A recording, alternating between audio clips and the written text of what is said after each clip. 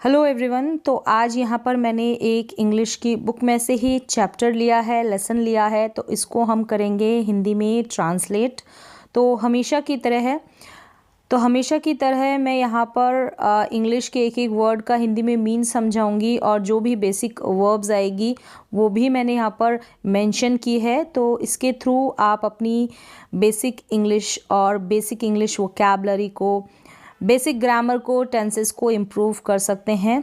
तो चलिए शुरुआत करते हैं। फ्लोरेंस नाइटिंगेल ये नाम है जिसके बारे में ये चैप्टर है उनका, फ्लोरेंस नाइटिंगेल। तो क्या है इनके बारे में, क्या स्टोरी है, क्या नहीं है, तो ये जब रीड करेंगे तो आपको समझ में आएगा। अ लॉन्ग टाइम अगो, तो ये जो है अ लॉन्ग टाइम अगो ये फिक्स्ड लाइन है, फिक्स्ड एक फ्रेज़ है, बहुत समय पहले। इसका मीन है अ लॉन्ग टाइम अगो यानी कि बहुत समय पहले। तो आप एक एक वर्ड को ट्रांसलेट ना करें, तो इसका मीन ये है बहुत समय पहले। इन इंग्लैंड यानी कि इंग्लैंड में, देयर लिव्ड यानी लिव्ड का मतलब है रहती थी, तो देयर का यूज़ एज अ सब्जेक्ट हुआ है, तो मीनिंगलेस है। कहीं कोई सेंटेंस में जब सब्जेक्ट मिसिंग होता है, सब्जेक्ट क्लियर नहीं होता, तो वहाँ पर एज अ सब्जेक्ट हम देयर का यूज़ करते हैं। तो ये जैसे जैसे आप पढ़ते जाएंगे वैसे वैसे आप सीखते जाएंगे।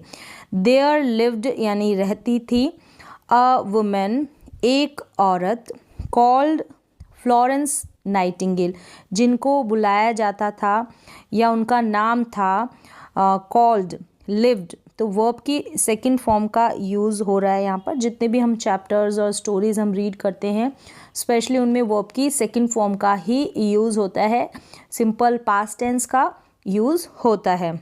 तो there lived a woman called Florence Nightingale, मतलब कि जिनका नाम फ्लोरेंस नाइटिंगेल था, या फिर एक औरत रहती थी जिनको फ्लोरेंस नाइटिंगेल कहकर बुलाया जाता था। इस तरीके से आप इसको ट्रांसलेट कर सकते हैं। शी बिकेम का मतलब हो गया या हुई। बिकम की ये सेकंड फॉर्म है बिकेम, यानी वर्ब की second form simple past tense. तो आपको ये सेंटेंस, इस तरीके के सेंटेंस देखने को मिल ही जाएंगे, तो आप खुद से पहचानने की कोशिश करें। वर्ब्स मैं यहाँ पर बता रही हूँ, यानी वर्ब की सेकंड फॉर्म का सिंपल पास्ट टेंस में यानी कि पास्ट इंडेफिनिट टेंस में यूज़ होता है। वेरी बहुत फेमस यानी कि प्रसिद्ध। एज अ नर्स, एज यानी यहाँ पर एज अ नर्स मतलब नर्स के रूप में, तो एज का यहाँ पर सेंस लेंगे हम रूप में, यानी कि she became very famous as a nurse. क्या मीन हुआ इसका हिंदी में, नर्स के रूप में वह बहुत प्रसिद्ध हुई। ठीक है, हुई लेंगे यहाँ पर, बिकेम मतलब हुई, simple past tense. She did, do did second form है डिड, थर्ड डन होती है, डू की सेकंड फॉर्म यानी कि किया। ठीक है, वर्ब की second form. She did a lot मतलब बहुत, टू हेल्प यानी कि मदद करना, सिक पीपल जो बीमार लोग हैं उनकी, सो दैट का मीन है ताकि, सो दैट ताकि, दे गेट बेटर ताकि वे जो बीमार लोग हैं, गेट यानी कि होना, क्या हो जाए वो, बेटर हो जाए यानी कि बेहतर हो जाए। क्या है यहाँ पर पूरे सेंटेंस का मीन कि she did a lot to help sick people so that they get better. उन्होंने बीमार लोगों की मदद के लिए बहुत कुछ किया ताकि वे बेहतर हो जाए। Florence was born in a good family, पैदा हुई थी अच्छे परिवार में। फ्लोरेंस एक अच्छे परिवार में पैदा हुई। शी गॉट, गेट की सेकंड फॉर्म शी गॉट यानी कि मिला या प्राप्त हुआ, गेट की सेकंड फॉर्म है गॉट। हर नेम यानी उसका नाम या उनका नाम। फ्रॉम यानी से, the city Florence in Italy, Italy की एक सिटी है, उस सिटी के नाम से ये नाम मिला फ्लोरेंस को या प्राप्त हुआ। क्या है, she got her name from the city Florence in Italy. Where यानी कि जहाँ, शी वॉज बॉर्न ऑन, ये डेट दे रखी है, ऑन डेट से पहले ऑन लगा है, यानी कि पैदा हुई थी इस डेट को। क्या मीन हो गया कि फ्लोरेंस एक अच्छे परिवार में पैदा हुई थी। इटली के फ्लोरेंस शहर जहाँ से उनको ये नाम मिला या फिर पड़ा। आगे क्या है कि शी वॉज टॉट, तो ये जो सेंटेंस है वॉज टॉट, वॉज के साथ ये जो टॉट है ये टीच की थर्ड फॉर्म है। वॉज और वर के साथ आपको जब भी आप स्टोरीज पढ़ेंगे तो थर्ड फॉर्म का इस्तेमाल आपको मिल जाएगा। अगर आप बिगनर है बिल्कुल तो ये पैसिव सेंटेंसेस होते हैं पास्ट इंडेफिनिट के, तो आप ऐसे ही याद रखें कि कोई काम हो रहा होता है उसको बताया जाता है उस सेंटेंस में, तब हम वॉज और वर का यूज़ करते हैं वर्ब की थर्ड फॉर्म के साथ। तो जैसे जैसे आप पढ़ते जाएंगे वैसे वैसे सीखते जाएंगे, तो धीरे धीरे करके आपको सही तरीके से समझ में आएगा। तो she was taught at home, यानी कि उन्हें घर पर ही पढ़ाया गया था बाय हर फादर, यानी उनके पिता के द्वारा। तो इस तरीके के सेंटेंसेस इस तरह से आप ग्रामर में सीखेंगे तो भी मिल जाएंगे। बाय करके लास्ट में किसके द्वारा पढ़ाया गया था वो लास्ट में दिया गया है, और क्या काम किस पर किया गया था, यानी पढ़ाया गया था, पढ़ाने का काम किया गया था। तो ये पैसिव सेंटेंसेस है, तो आप जैसे पढ़ते जाएंगे वैसे सीखते जाएंगे। शी लर्नड यानी कि सीखा, तो आप कहीं सोचे कंफ्यूज हो जाएं कि वॉज के साथ वर्ब की थर्ड फॉर्म का यूज़ कैसे हो रहा है। तो ये पैसिव सेंटेंसेस है, वॉज और वर्ब के साथ वर्ब की थर्ड फॉर्म का यूज़ आपको मिलेगा ही मिलेगा। शी लर्नड यानी कि लर्न की सेकेंड फॉर्म सीखा। क्या सीखा उन्होंने? English, Italian, Latin, German, French languages, ये जो भाषाएं हैं वो सब सीखी। एंड स्टडीड, स्टडी की सेकेंड फॉर्म है पढ़ाई की। किसकी पढ़ाई की? हिस्ट्री एंड फिलॉसफी की भी पढ़ाई की।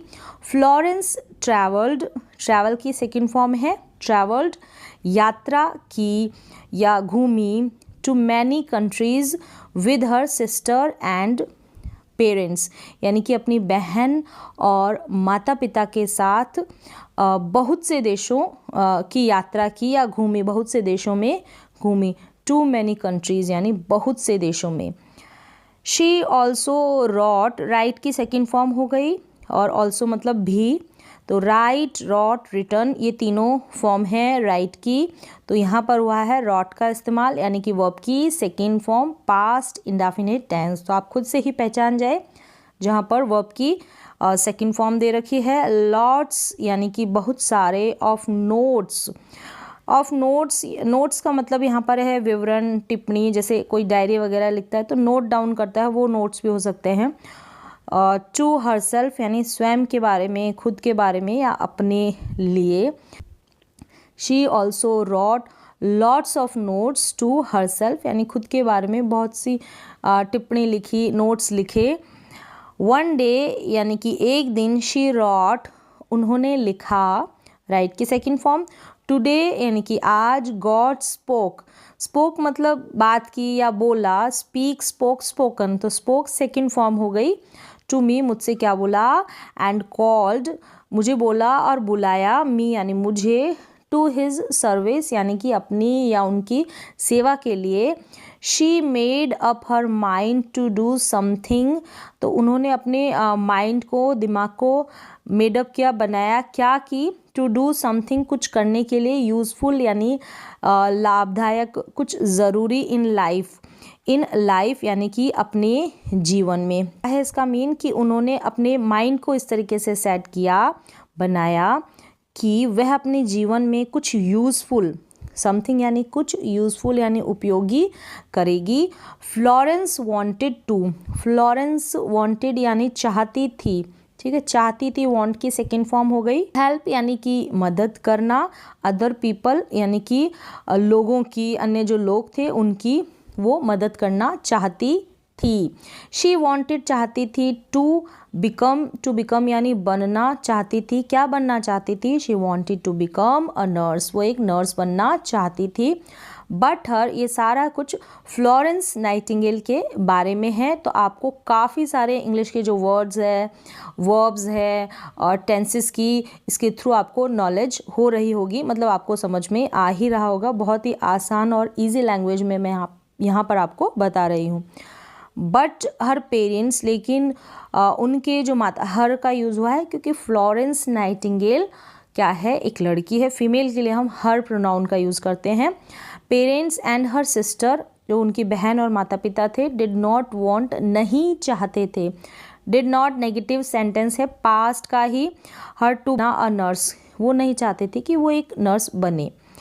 हर पेरेंट्स होप्ड, उनके पेरेंट्स की क्या होप थी, आशा थी कि टू सेटल, बस जाना, टू सेटल हो जाना, बस जाना। हर कंफर्टेबली, वो कंफर्टेबली मतलब आराम से वो बस जाए। बाय गेटिंग हर मैरिड, शादी करके वो आराम से बस जाए, ये उनकी आशा थी। टू अ रिच मैन एक अमीर आदमी से, उनके माता पिता उन्हें एक अमीर आदमी से शादी करके एक आराम का जीवन देने की आशा रखते थे या आशा करते थे, इस तरीके से आप कह सकते हैं। इन दोज डेज मतलब कि उन दिनों, लेडीज़ जो औरतें होती है वो, फ्रॉम गुड फैमिलीज़, अच्छे परिवार की लेडीज़, डिड नॉट, नहीं, बिकम यानी बनती थी, क्या नहीं बनती थी, नर्सेज नहीं बनती थी। उस समय की बात बताई जा रही है, यानी कि उन दिनों अच्छे घर की औरतें, महिलाएं नर्स नहीं बनना चाहती थी, नहीं बनना चाहती थी। डिड नॉट बिकम नर्सेज, नहीं बनना चाहती थी। दे वर पेड, अब यहाँ पर भी वर और ये जो पेड है, ये वर्ब की थर्ड फॉर्म का यूज़ हुआ है यहाँ पर। तो पास्ट इंडेफिनिट टेंस का आपको जब भी पैसिव मतलब क्या काम हो रहा है वो सेंटेंस में मेंशन करना होता है, तो वाज और वर का यूज़ करके वर्ब की थर्ड फॉर्म का यूज़ किया जाता है। तो आप धीरे धीरे करके सीखते जाएंगे। तो अगर और ज़्यादा आपको इसके बारे में नॉलेज चाहिए तो आप वॉइस को पढ़ ले, पैसिव वॉइस और एक्टिव वॉइस की पूरी इंफॉर्मेशन ले और उनकी प्रैक्टिस करें। तो दे वर पेड यानी कि भुगतान किया या देना, पेड करना मतलब। तो पे की कौन सी फॉर्म है, थर्ड है क्योंकि वर के साथ है, तो भुगतान किया या देना। वेरी लिटिल मनी, बहुत थोड़ा पैसा, मतलब कि नर्सों को बहुत कम पैसा दिया जाता था। तो यहाँ पर पैसा दिया जाता था, जो काम हो रहा है वो मेंशन है वर्ब के साथ और वर्ब की थर्ड फॉर्म के साथ, लेकिन काम हो रहा है, पैसा दिया जाता था, किसके द्वारा दिया जाता था, तो स्टार्टिंग में ये मेंशन नहीं है, एंड में आप इसको मेंशन बाय करके कर सकते हैं। They got little respect, got यानी मिलना, गेट की सेकेंड फॉर्म हो गई, मिलना या मिला या मिलता था। लिटिल रिस्पेक्ट फ्रॉम एनीबडी यानी कि किसी से, एनीबडी का मतलब है किसी से भी, तो उनको किसी से भी बहुत कम सम्मान मिला करता था। हॉस्पिटल्स इन दोज डेज यानी उन दिनों जो हॉस्पिटल्स थे ना, वर नो बेटर, बेहतर नहीं थे। वर का मतलब यहाँ पर है नहीं थे, तो कैसी कंडीशन नहीं थी उनकी, बेहतर कंडीशन नहीं थी, मतलब उन दिनों के हॉस्पिटल्स भी बेहतर नहीं थे। लिटिल अटेंशन, अटेंशन मतलब ध्यान देना, तो लिटिल अटेंशन मतलब थोड़ा ध्यान, was paid to cleanliness, cleanliness मतलब सफाई, क्या मीन हुआ कि साफ सफाई या सफाई, ठीक है। क्लीनलीनेस मतलब साफ सफाई पर बहुत कम ध्यान दिया जाता था। Little attention was paid, little attention was paid to cleanliness मतलब सफाई पर भी बहुत थोड़ा ध्यान दिया जाता था। The sheets on the beds मतलब शीट्स जो है चादरों की बात हो रही है, बेड के ऊपर जो होती है, वर नेवर चेंज बदली नहीं जाती थी, तो वर कभी नहीं बदली जाती थी, तो वर नेवर का मतलब कभी नहीं, और वर के साथ चेंज्ड है तो ये वर्ब की थर्ड फॉर्म है। एंड नोबडी यूज्ड टू यानी आदि होना, नोबडी कोई भी नहीं, take care of the patients hygiene, hygiene मतलब स्वच्छता, पर कोई भी टेक केयर मतलब देखभाल करना, हाइजीन मतलब स्वच्छता। तो यहाँ पर पूरा क्या मीन हो गया कि बिस्तरों की जो चादरें हैं वो भी नहीं बदली जाती थी, were never changed, and nobody used to take care of the patients, patients hygiene, मतलब कि मरीजों की जो स्वच्छता थी यानी हाइजीन थी उस पर भी कोई ध्यान नहीं देता था। टेक केयर यानी देखभाल न करना, कोई भी देखभाल नहीं करता था या ध्यान नहीं देता था। Florence did not mind, Florence did not mind, नहीं माना, इस चीज़ का फ्लोरेंस ने बुरा नहीं माना, डिड नॉट माइंड मतलब बुरा नहीं माना। ऑल दीज यानी इन सभी, ये जो सारी चीज़ें ऊपर मेंशन है इन सभी के लिए उसने कोई बुरा नहीं माना था या माना। शी सीक्रेटली, सीक्रेटली मतलब चोरी चुपके या चुपकर, चुपकर नहीं है या छुपकर है, चोरी चुपके या छुपकर, चोरी छुपके या छुपकर सीक्रेटली प्लान्ड यानी योजना बनाई टू बिकम, तो प्लान यहाँ पर वर्ब की सेकंड फॉर्म है। टू बिकम यानी कि बनना अ नर्स, नर्स बनने की उसने फ्लोरेंस नाइटिंगेल ने एक गुप्त रूप से यानी चोरी चुपके से एक योजना बनाई।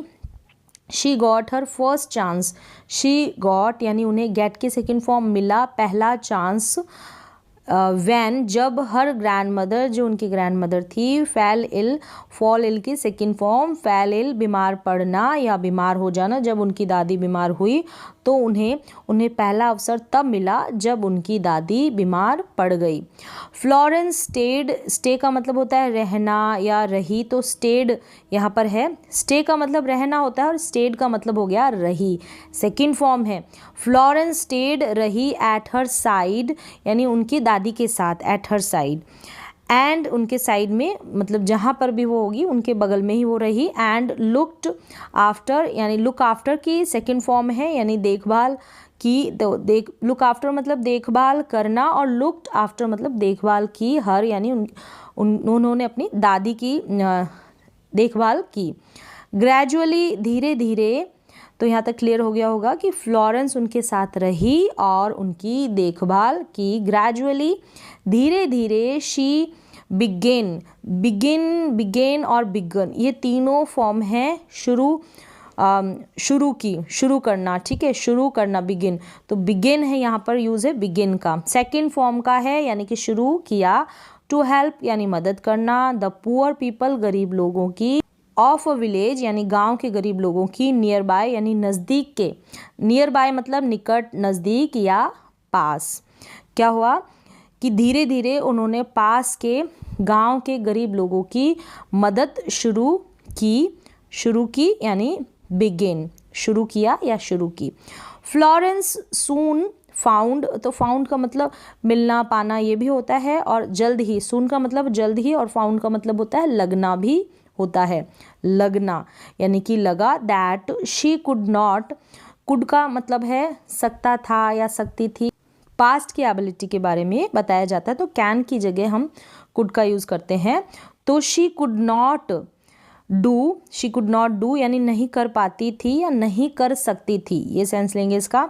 हर वर्क यानी अपना काम, प्रॉपरली यानी सही तरीके से, एज क्योंकि शी वॉज नॉट ट्रेंड, वो क्या नहीं थी, प्रशिक्षित नहीं थी, ट्रेंड नहीं थी। So she begin to read, अब बिगिन का मतलब आपको समझ में आ गया होगा। तो शुरू किया, क्या शुरू किया उन्होंने, किताबें पढ़ना, बुक्स अबाउट मेडिसिन के बारे में किताबें पढ़ना शुरू किया। अ फ्यू ईयर्स लेटर, कुछ साल बाद, अ फ्यू ईयर्स लेटर कुछ साल बाद, शी गॉट मिला उन्हें एन अपॉर्चुनिटी एक मौका, टू गो जाने का, टू जर्मनी, कहाँ जाने का, Germany, and learn about, learn यानी सीखना, किसके बारे में, अबाउट के बारे में, अबाउट नर्सिंग, नर्सिंग के बारे में, इन अ हॉस्पिटल यानी कि हॉस्पिटल में। क्या मीन है इसका कि कुछ साल बाद उन्हें जर्मनी जाने का और एक अस्पताल में, हॉस्पिटल में नर्सिंग सीखने का मौका मिला। When she return, return second form, आना, वापस आना या लौटना, इंग्लैंड, जब वो वापस आई, लौटी, तो शी बिकेम यानी कि बनी, सेकेंड फॉर्म है। द सुप्रिटेंडेंट मतलब अधीक्षक ऑफ द ऑर्गेनाइजेशन, एक संगठन की सुप्रिटेंडेंट बनी। क्या नाम है उसका, care of the sick, in London में है जो। She began to train nurses, वहाँ से शुरू किया, क्या शुरू किया, नर्सेज को ट्रेन करना। एंड बिकेम, क्वाइट मतलब बहुत, बिकेम मतलब बनी, फेमस यानी प्रसिद्ध। इन 1854 the Crimea war. In 1854 the Crimea war broke out. तो क्रीमिया का एक वॉर मतलब युद्ध, वॉर का मतलब होता है युद्ध।